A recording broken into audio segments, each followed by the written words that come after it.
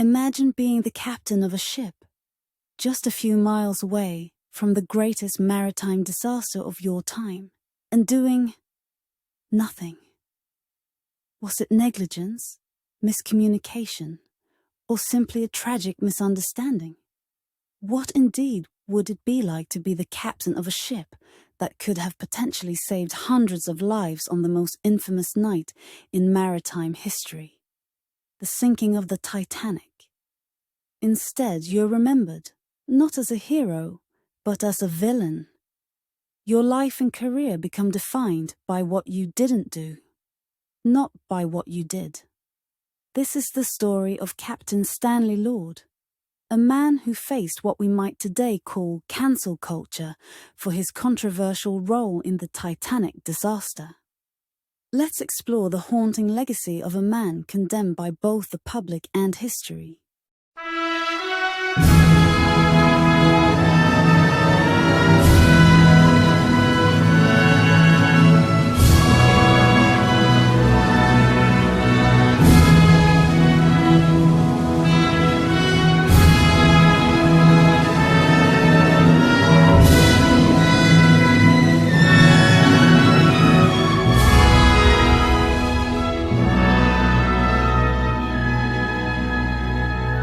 Captain Stanley Lord's name is forever tied to the Titanic disaster, not because he was on the ship, but because he wasn't. As the captain of the SS Californian, a vessel reportedly within sight of the Titanic during its final desperate hours, Lord's perceived inaction led to one of the most contentious narratives to emerge from that fateful night. Even over a century later, his story raises difficult questions. What should we expect from those in positions of authority during moments of crisis? And how quickly can a single decision or indecision turn a respected professional into an international scapegoat? In the early 20th century, Lord faced a version of cancel culture that saw him tried in the court of public opinion, with his reputation and career left in tatters. Today, we will unravel the complex story of Captain Stanley Lord, a man both reviled and misunderstood. To do so, we shall now welcome the cancel captain. Thank you, Lorelei, sweetheart. The night of April 14th, 1912, was a deceptively calm one in the North Atlantic.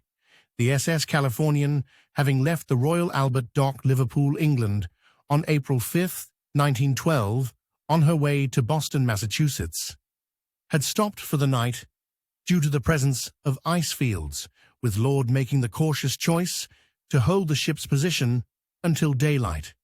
However, around 11:30 p.m., crew members on board spotted a large boat on the horizon that appeared to be sending up flares. As he prepared for bed in his cabin, a crew member informed the captain of the sighting. But his response was far from what the people would expect later. Instead of immediately acting on the news, he reportedly dismissed it, assuming the lights were merely signals between vessels or navigation beacons. The Californian's radio operator had already gone to bed, and Lord did not order anyone to roust him and re-establish contact or investigate further. What happened next is still a matter of debate, but one thing is clear. As the Titanic was sinking, the Californians sat idle, just miles away. Why didn't Lord act? Was it a simple misunderstanding of the signals, a fear of the ice, or a complete failure of judgment? These are questions that haunted Lord's legacy, but the public at large and the media were not interested in nuance. They wanted answers, and they wanted someone to blame. By the time the Titanic broke up and plunged to the bottom in the early hours of April 15th, the time for Lord to have acted had passed. The RMS Carpathia had answered the first ever use of the call signal SOS and was already en route to rescue survivors. But the Californian, who may have been close enough to make a difference, had done nothing. When news of the disaster broke, shockwaves rippled through society. The masses demanded accountability not only from the White Star Line, but from anyone who might have contributed directly or indirectly to the tragedy. In the aftermath, as survivors' stories emerged, the narrative around Captain Stanley Lord, one still debated and discussed until today, took shape.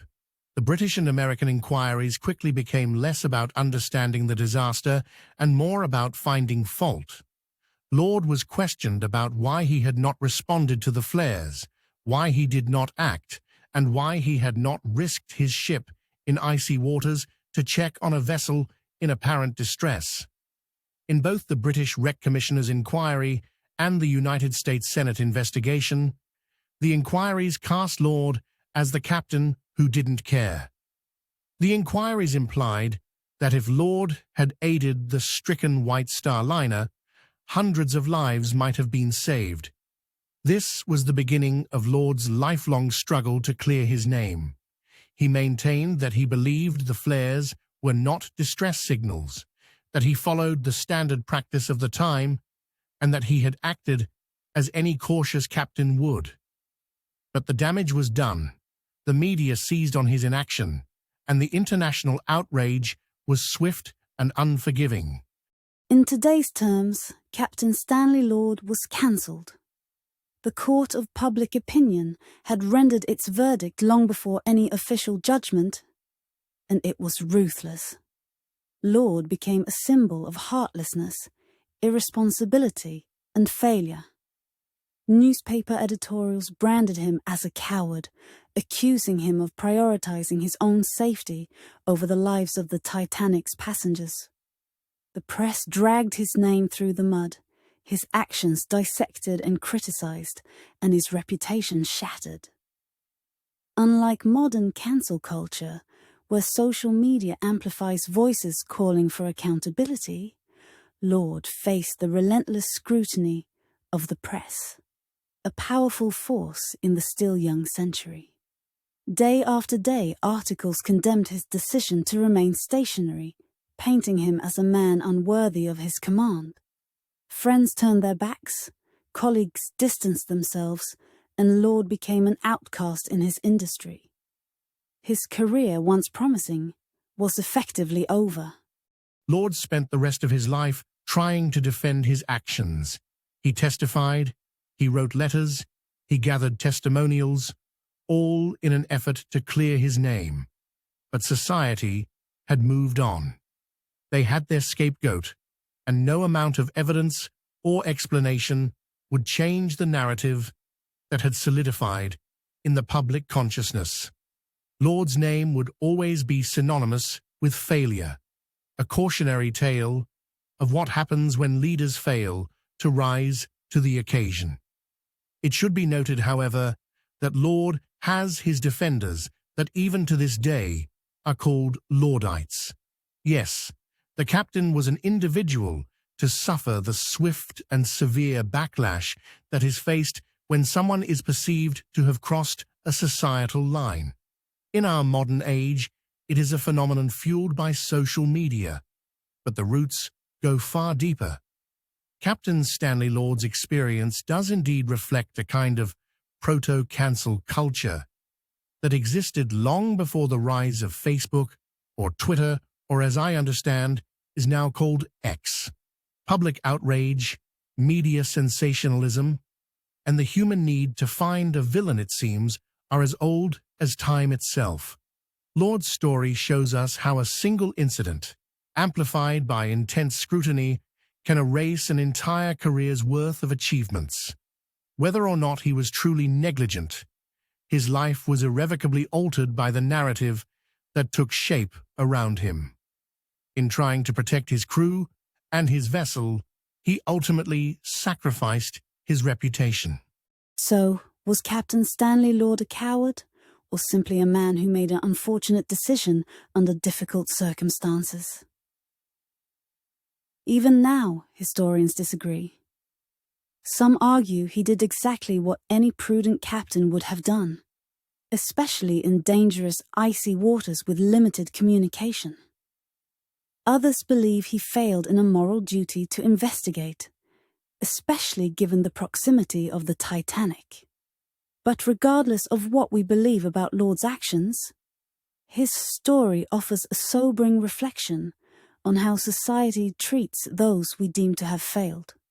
Once the court of public opinion passes judgment, it is almost impossible to reverse.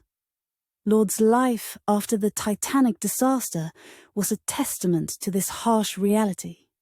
He died still trying to defend himself, his legacy forever tainted by that single night. What do you think?